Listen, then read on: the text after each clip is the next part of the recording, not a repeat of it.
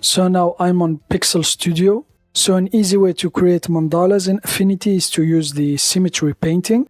So now let's select the paintbrush tool. I'm going to left click here, select paintbrush tool. So now let's go to the brushes tab. I'm just going to select for now the acrylic.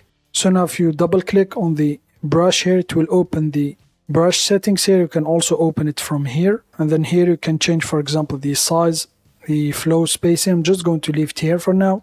So now if you don't have the brushes tab here, just go to Window, General, and then select the brushes.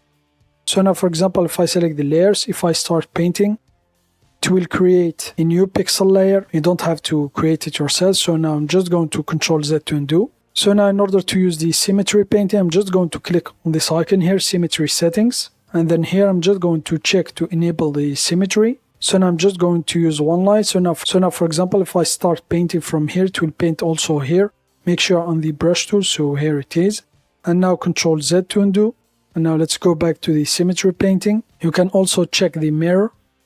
So it will just mirror your drawings here. So here it is. Now Ctrl Z to undo, Ctrl Z to undo. So now if you want to move this line here, you just hover your cursor over the line here and then you can move it. You can, for example, also just move it outside the Canva and then just move it. So now if you hold Shift key down, then rotate it, it will rotate it by a precise number of degrees.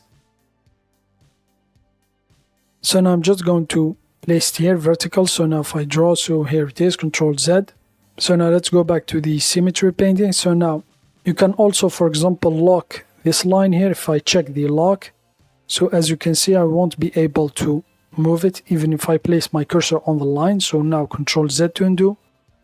So now I just have one line here. So now for example, you can use this to create, for example, a symmetrical portrait.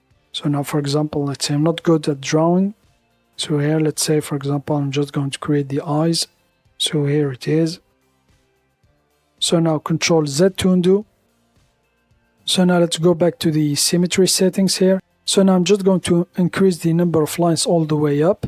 So now the max number is 16. Even if I double click here, type for example 20, it will be blocked to 16. And now here, for example, that's where you can create mandala designs. So now Ctrl Z to undo. I'm just going to reduce the size of the brush. I'm just going to double click here, type 50, press enter. So here it is. Now you can, for example, here it is. And now Ctrl Z to undo, Ctrl Z to undo. I'm just going to use another brush. Let's select the brushes tab here. I'm just going to change the category. Left click here. Let's select the basic. And now, for example, I'm just going to select round brush 14. As you can see, it's dots. So now if I start here, so here it is.